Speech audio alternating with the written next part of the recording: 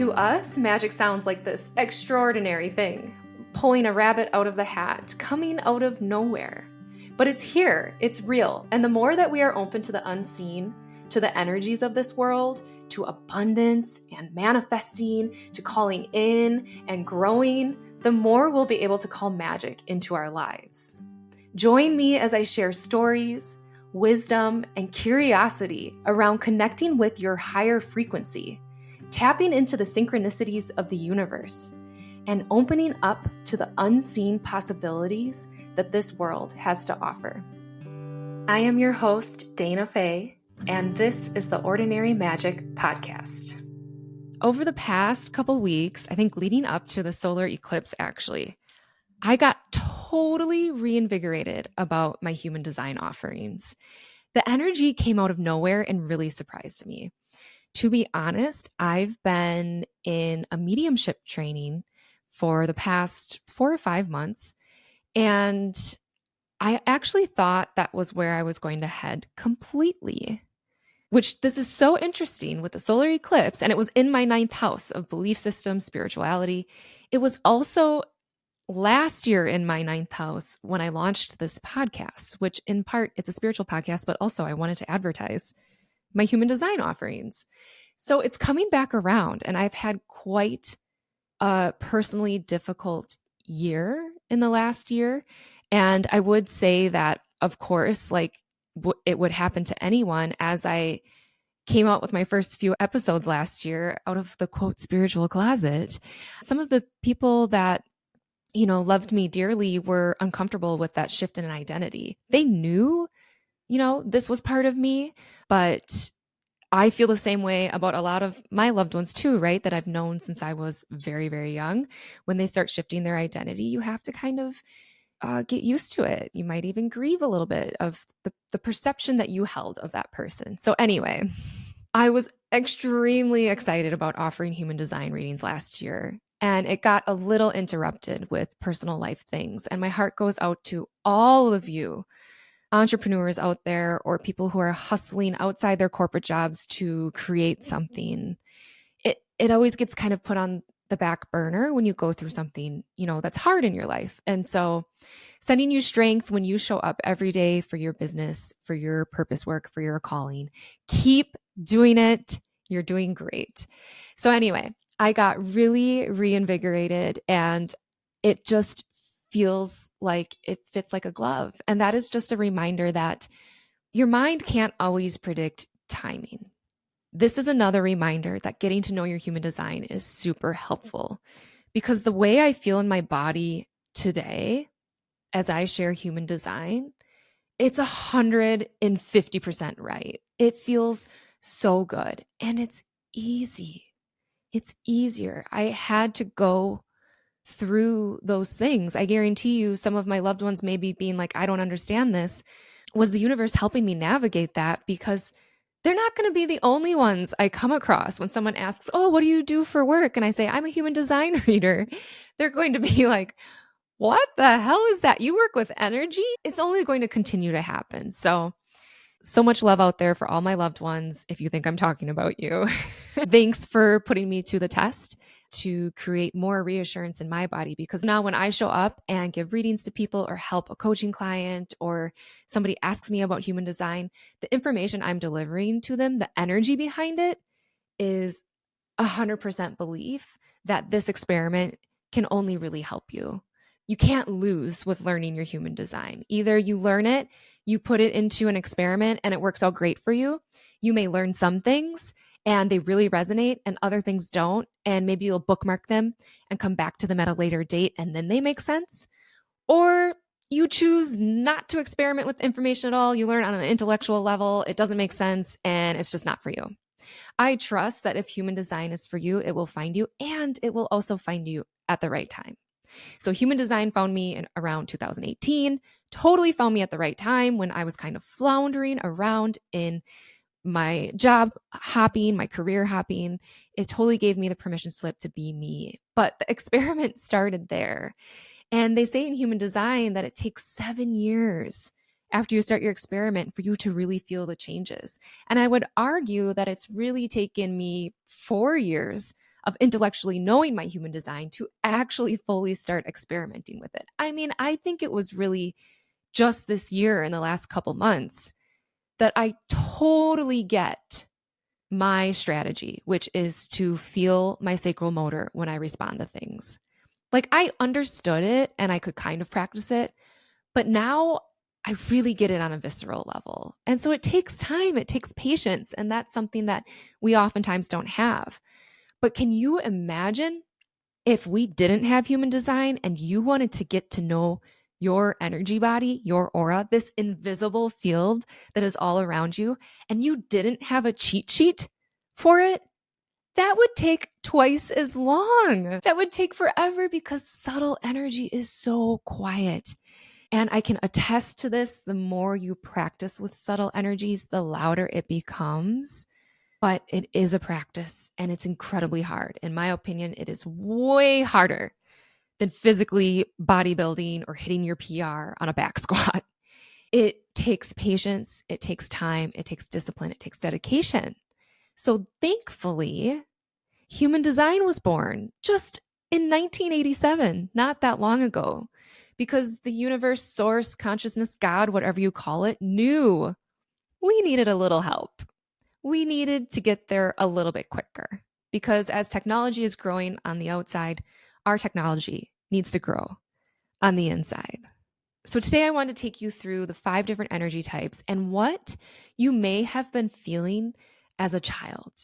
And I kind of meditated on this before I got started. And I'm like, I want to talk to like an avatar, right? I want to think about who my listener is. To be honest, I don't know who's all really listening to my podcast. I see the numbers, but I don't know who you are. So please send me a message on Instagram. I now have a professional email. It's hello@daynafaye.com. Send me an email. Give me your thoughts. Let me know who you are. I'm a 4th line in human design. I want to connect intimately. I don't want to be a stranger to you. So I would love if you're listening, send me a note, please. Okay. But the avatar that I am going to talk to today is my classmates because I know what kind of environment they grew up in. And I know what my parents were like. It may be very typical that their parents were similar. And so if you don't resonate with some of this, I apologize. I'm not a psychologist, but I am in the process of really being aware when an emotion comes up for me that kind of comes out of nowhere and it's tied to an emotional need or a need that was not met when I was a child, because 90% of our conditioning happens before 7 years old. We really are a product of our environment and the people we surround ourselves with. And even the smallest of memories, I'm telling you, like I have a nightmare memory of spilling my whole lunch tray in like 4th grade. And I swear to this day, someone yelled, "Damn it, Dayna." I know no one did. It was like elementary school. I know no one did, but that is like the trauma I hold in my body. And so this past weekend, I was shaving my legs and I do like to do a lot of meditative work in the shower. I feel like that's such a good place to not zone out, but actually like go within. And so a childhood feeling came up around the first time I ever shaved my legs and wanting to do it because my friends did it and wanting support in that and not being fully held and basically doing it on my own. And so much love to my caretakers and my family. They were amazing. And if we unpacked their childhood, man, oh man, right? Like we are lucky we get, I'm 33.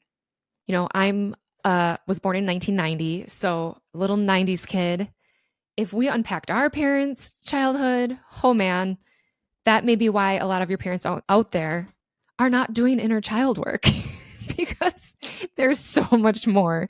I mean, just an example, my mom grew up in a family with 8 kids on the farm, having to milk and go to school and milk and take care of the house. I mean, it is just the amount that we grow in our consciousness and evolution and our freedom and safety in just one generation is so incredible.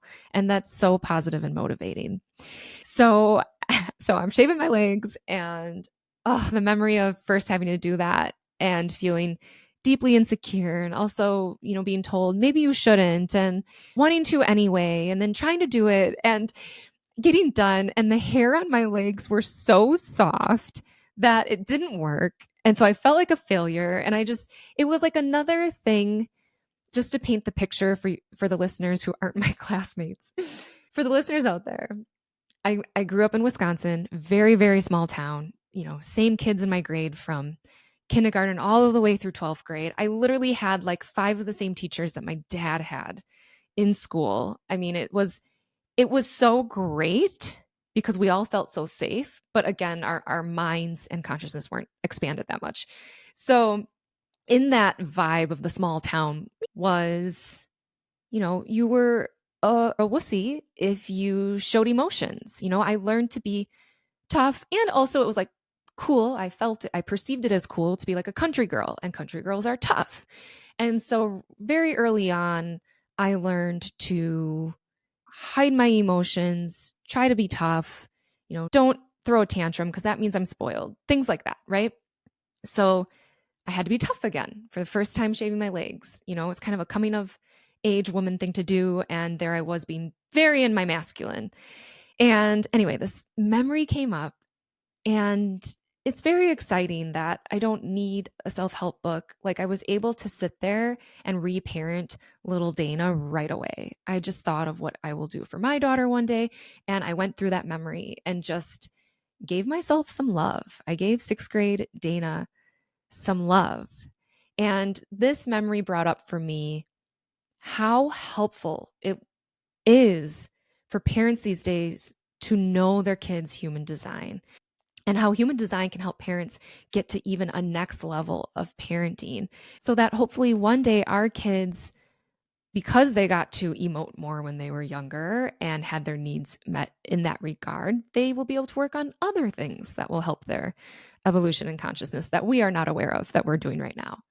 So first, where I would like to start though, is to acknowledge what you may have felt as a child according to your energy type. So if you don't know your energy type, please look it up or send me a DM, send me an email. I will look it up for you. You can simply Google human design energy type, or mybodygraph.com is a good website for that. So look up your energy type, find out what it is. You are either a manifestor, a generator, a manifesting generator, a projector, or a reflector. So let's start with manifestors. You guys are the initiators of this planet. You are supposed to bring your ideas into form. And those ideas don't happen from your mind. It's an energy that comes from source and comes into your body. And you get this manifestor surge, and you need to just go for it. So your energy works at either a 200% or 20%. You either have a ton of energy because you're trying to execute an idea, or you have no energy because you're not in that creative flow right now. So as a child who is required to stay consistent day by day, sitting in their desk, 8 hours a day, you could have felt one of 2 things: either incredibly restless because you had a surge, you had an idea that had nothing to do with history class, and you wanted to go out and execute that idea and get it started. Or teachers may have looked at you like you were lazy because you didn't participate. You didn't have any energy. You had your head on the desk because that was a time when you needed to rest. I think the biggest wound for manifestors as children is that they learn very quickly it's not safe for them to ask for permission, to inform people what they're doing. And that is actually the strategy of the manifestor. So to work with your energy type, your strategy is to inform people what you're up to before you go do it. Because the rest of us, we who aren't manifestors, we don't understand your aura, your energy body. You work very quickly when you get that surge. And when you don't tell us about it, we feel very off-put by your energy. We feel repelled by it. And so it's important for us to inform you what we're up to, but it's incredibly important for you to inform us what you're up to. But that is really hard for you to do now as an adult, because when you were a kid and you at 6 years old told your mom you were going to make a fishing trap, your mom might have said no. Or if you told your mom you were going to go build something with old rusty tools that were in the backyard, she might have said, no, you can't do that. Or, hey, I want to go, do this thing with my friend John down the road, but Your family had plans that day with other family, and you had to go do that. So being shut down all the time as a manifestor child really teaches them to either people please or to rebel and not tell anyone what they're up to and do whatever you want. So it's really, really important if you have any manifestor kids in your life to give them as much autonomy as you possibly can. You are their guide. You are not their boss. And the more that you can embrace their ideas, and even if it's going to make a mess in the house, but that's it, let them do it. Because the more that they learn when they get these incredible surges, that's literally what they're supposed to do, because they are connected to literally the creation energy that comes down, gives them inspiration, and they are meant to bring new ideas to form. And they're only 8 to 9% of the population. So it's very, very magical what manifestors do. And I will say this about every energy type. We all play our part. We are all a piece of the puzzle. So it's so important what they do. And as a child, it's important that you really support them when they get that energetic surge. And then you also let them know it's okay when they feel tired. I mean, kids are under fluorescent lights for like 8 hours a day and then expected to do a bunch of sports, and you expect them to be like the same every day. Do you feel that way at work? No, you're probably drinking coffee to get yourself through the day, right? So it's important to honor their rest, to not take it personally when they don't want to engage with the family at Sunday dinner, when they just want to be alone, when they feel grumpy, when you feel you feel anger from them. Anger is their not self theme. When they are angry, that means they're in their not self. When they feel peace, that is a sign that they're following their energy.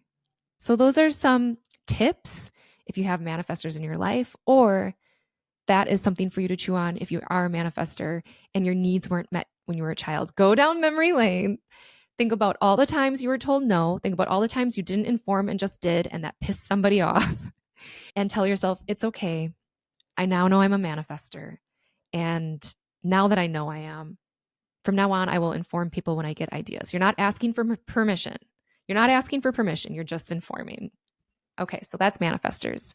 Let's go to reflectors next. So reflectors make up 1% of the population. They are the energy type that is here to mirror back to the rest of the world how we're doing. And all of their energy centers are open, so they really can feel into a crowd or into an environment.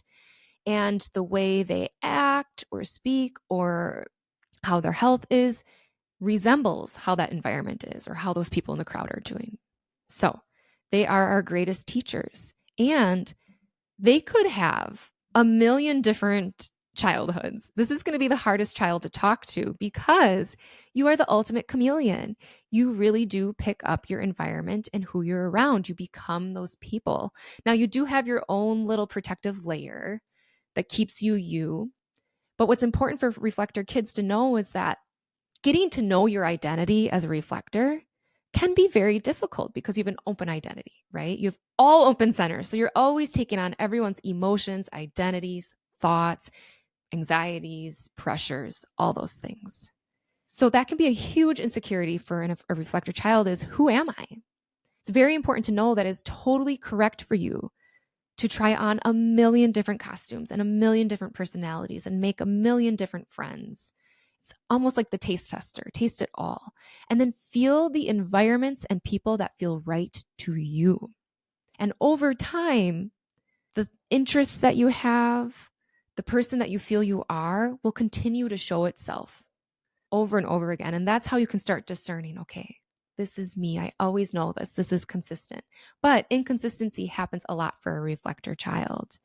And so I assume, and please message me if you're a reflector and you can let me know, but I assume it can go so many ways.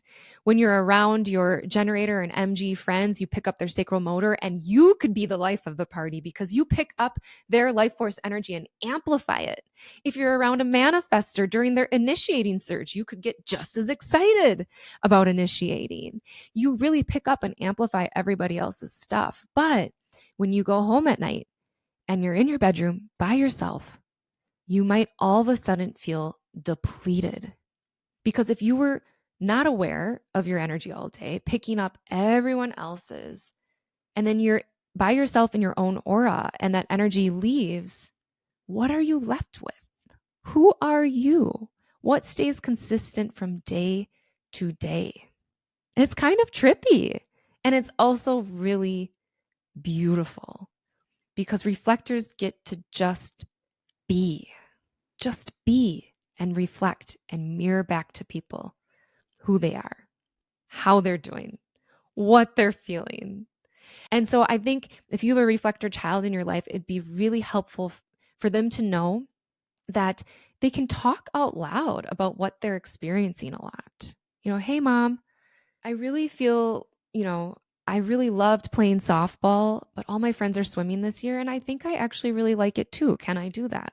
And not feel ashamed that you want to switch because your friends are doing it. That's totally okay. It's really important for reflectors to get a lot of rest. Even though they may look like the most energized kid in the room, they need a ton of rest. So again, very much like the manifestors, if on the weekend your family is mad at you because you weren't engaging, you were shut in your room, or you had your head on the table, that's because you were very tired from a full week of school, full week of sports. I mean, if you attended those big basketball games with all the people in the crowd and you're a reflector, you are picking up so much energy, so much heightened energy and awareness. You are the ultimate energy reader. And you didn't know that as a child. And that can be really hard and jarring. So, of course, on the weekend, when your family wants you to maybe be present, you may just want to chill out. So, it's really important for reflectors to know that they don't need to know what they're going to do when they grow up. No, nobody does. Please, I hope we stop making kids figure out what college they want to go to by the time they're 14. Reflectors, give yourself the permission to always be changing, to always feel your environment. And on that note, it's really important for you to feel good in your environment. So it's not ridiculous if you need your environment extra organized or clean. That is something that you need to feel good. So just recognizing what you need, if you can create that in the space in your home. If you have a couple kids, obviously it's harder to juggle more than one child, but if one is a reflector, giving them the space and the time to lay around sometimes and not be shamed for being lazy, because it's not being lazy. They are emptying out their energy. They are meant to spend time relaxing, emptying out, not doing anything. So just being very aware when you take your reflector child to the fair or anything like that. They are picking up a lot of energy in big crowds. And I don't want reflectors out there to feel like you are fragile by any means. In fact, you oftentimes get to be the life of the party because you really get to pick up all this energy and amplify it for us. But there's a shadow side to all the energy centers, and there's a gift side to all the energy centers. So if you're picking up and amplifying someone's emotional wave, they're in a melancholy wave that day, and you believe that that is yours, that those are your emotions, and then you're trying to rack your brain why you're so emotional, that's exhausting when you don't even have to do that. If you have the language around human design to go, okay, I know I'm a reflector. Let me check in with my body here. Are those emotions mine or are they not? Oh, they're not. Okay. I'm going to do a little emptying out practice, a little energy clearing practice, and get on my way. What a breath of fresh air, right? So reflectors, let me know any questions you have. I'm super curious how you found that reflection. Okay, let's go to projectors next. So projectors, you guys make up 20% of the population. You are our guides, our seers. You see people and systems deeply. You have a talent, a knack, whether that's in the system realm or the people realm, to really penetrate the system and see people and offer your wisdom to help guide the rest of us. Now, as a projector, your strategy is to be invited in, because it can be quite penetrating when we receive unsolicited advice from you. We don't take it very well. And so you have to first be recognized for your talent and feel like you're invited in to share, or literally be invited in to share. And then you look like a genius to us. And then we're like, oh my gosh, thank you so much for helping me be way more efficient or guiding me through that process. So as a child, because you were born with these innate gifts, you could oftentimes maybe feel smarter than your teachers. You see the way teachers are teaching and you're like, Don't they know if they just explain the algebra sequence this other way, that kid would get it? Like, he's asking the question and the teacher's still not explaining it right. That is totally a projector child. They can sometimes come off kind of bossy or like a know-it-all. I remember a projector friend of mine in high school, and she was quite snarky with our teachers. And I always thought, oh my God, she's such a badass. But really, she's just like actually had this projector wisdom and saw a better way that they could be teaching or a more efficient way that she could be learning. And she was mad at the system. So also projectors, you are non-energy beings. You don't have that sacral life force motor defined. And so just like manifestors and reflectors, you need your rest too. And when you're around your generator and MG friends, you pick up their life force energy and you amplify it. So you could look even more energized during the day at school. But as soon as you get home laying in your bed that night, or just get home to try to do your homework and you're all alone, your energy might feel completely depleted and you have no energy to get your homework done. And you're like, why is this happening? My generator friend down the street is doing 5 more things tonight and I can't. It's because you have such great wisdom and talent that your output really only needs to be about 3 hours a day, like the physical output of what you're meant to do. And our society is just not set up for that yet. So it's really important to know, if you were a projector child and we didn't have this language, and your parents ever made you feel bad about not having enough energy, or that you felt like you had all the answers and nobody was listening to you, a big sign projector kids will feel is bitter. Bitter that you know what's up and nobody's listening and nobody takes you seriously because you're a kid. So it's really important, if you're a parent of projector kids, to invite them in as much as you can. Invite them in about their opinions. Invite them in to help you with things. Continue to recognize them for their gifts, because one day when our public school system is not like it has always been, we will find the talents of each kid and let them work on that for multiple hours a day, because that's what they should be doing. So, okay, I guess I inserted my opinion a little bit there, but it's just my opinion. So, really important, parents, let your projectors be the know-it-all, because they do. They know so much. Discover their talents, recognize them for their talents, and give them a little more autonomy like an adult. That's what they need, so that later on in life, they don't keep telling us all what to do, but when we invite them in, they are our amazing guides, coaches, therapists, software engineers, things like that. Okay, so now on to the 2 energy types, generators and manifesting generators. Both of those types have the sacral motor defined. The difference between the 2 types, and this is breaking it down very simply, it's a little deeper than this, but the difference, generators are more singularly focused. So generators have the energy to keep working on the same thing over and over again, as long as it's something that their response has been excited to. So the strategy for generators and MGs is to allow the universe to come to you and feel in your sacral motor whether you're excited about it or you're not. And then you should do that thing or you should say no to that thing. So for generators, as long as they have that excitement around their response, so a certain subject in school or going out for a certain sport, the energy is totally there for them to do it. But as soon as that energy is not there anymore, they start feeling frustrated. So that's a great sign to see, okay, I'm frustrated, something needs to change. Either I need to be given more things to respond to, or I need to be done with this project. So on the other hand, manifesting generators are not so singularly focused. They have a lot of interests and like to do a lot of things. And they, again, are supposed to follow their sacral response. They're supposed to respond. If they're excited, go for it. If they're not, don't. But they also need to allow themselves to quit as soon as they're not excited. They're not necessarily meant to finish projects to completion. They're meant to collect tools along the way for their life, and then one day use those tools to do something in a way that nobody has ever seen it done before.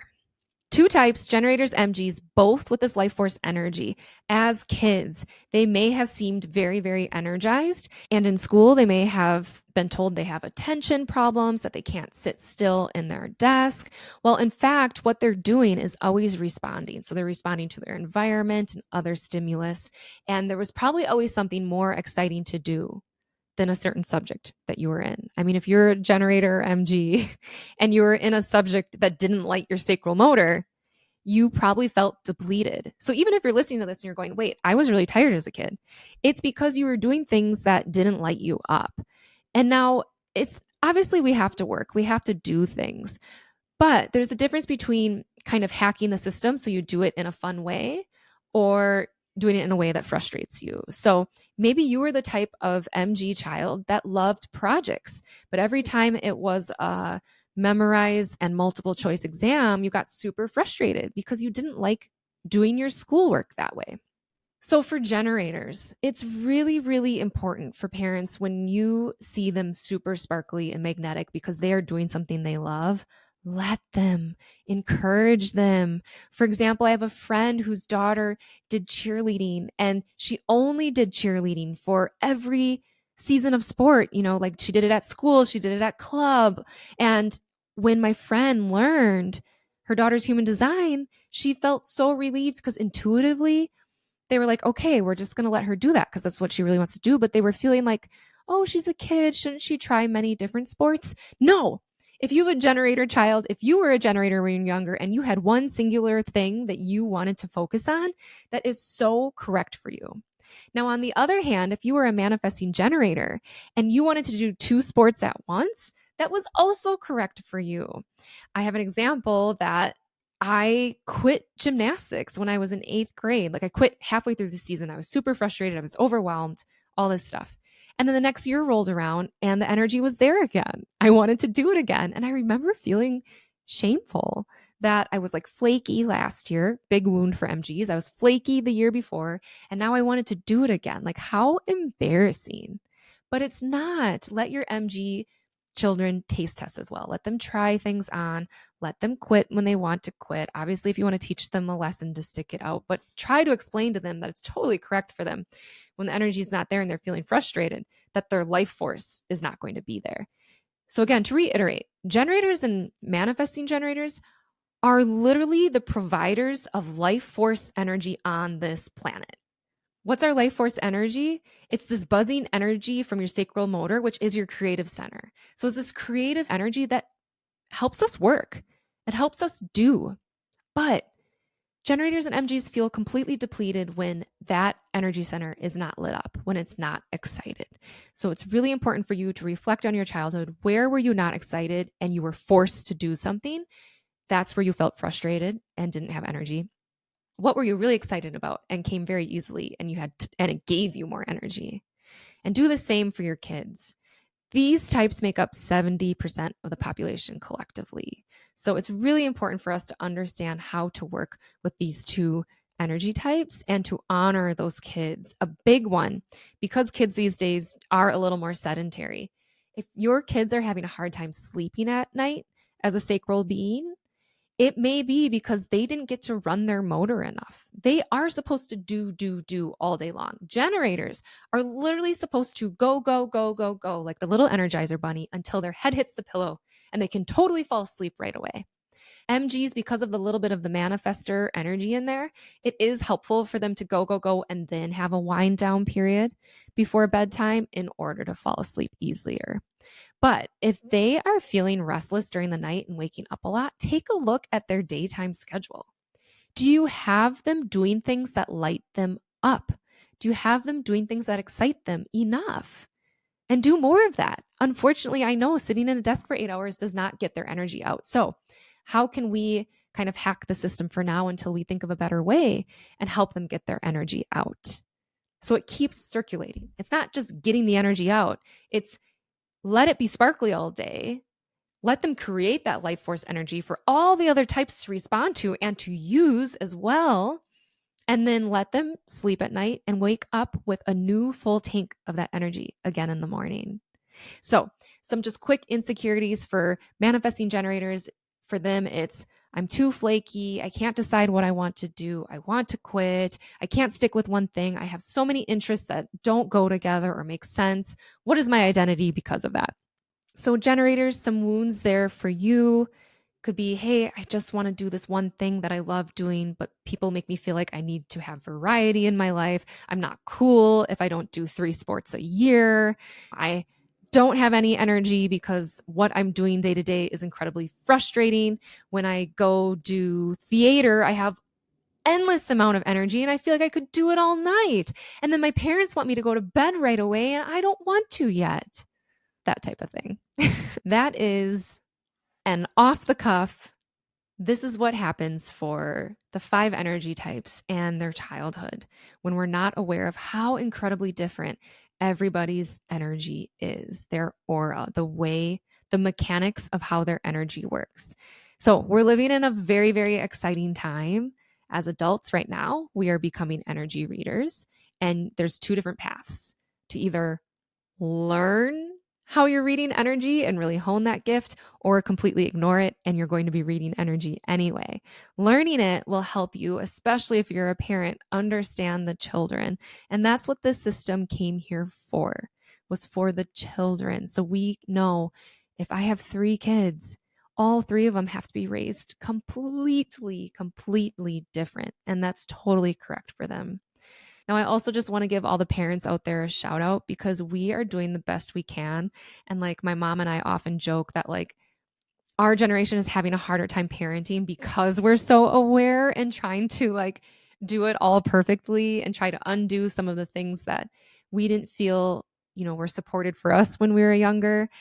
And sometimes I do say, oh, I just wish, I could be a little more chill as a parent. So sending lots of love to all those parents out there. Even just learning your child's energy type can be so helpful and supportive for them. And even if you make the mistake of saying to a manifestor, no, you can't do that right away, you can use the language of human design to say, I know you're a manifestor, and I know right now you have the coolest idea ever. The logistics just don't work because we have to go to grandma's birthday. But you know what? Tomorrow I have some time. Let's try to make that idea work. And that's all kids need. They need to feel safe. They need to feel heard. They need to feel loved. And they need to feel seen for who they are, for who their soul is. And it's so untouched when they're young. So the more that we can keep their soul's essence alive, I think the better job we are all doing as parents. Lots of love to all the listeners out there. Again, please send me a message on Instagram. How did you find this episode? Let me know what more human design content you want. What do you want to learn about? I don't have the beginner's mind anymore. So let me know, as if you're just beginning, like what is confusing to you? I want to keep it simple. It's a very in-depth system that could cause a ton of dogma if you get into it and you make all these rules for yourself. But simply in a nutshell, it is helping you become autonomous. It's helping you understand how your energy works and to connect with your intuition and ultimately be your own authority in this world. So let me know what questions come up as you're learning your human design, what you would like to hear more of. Feel free to message me on Instagram, dayna.faye, or send me an email at hello@daynafaye.com. Thank you, everyone. Until next time, I hope you keep inviting many magical moments into your day. Bye, guys. Ordinary Magic is a Lit Path Studios production, produced by Jamie Gale and Dayna Faye. Music is by Shane Ivers. Until next time, I wish you many powerful moments of ordinary magic.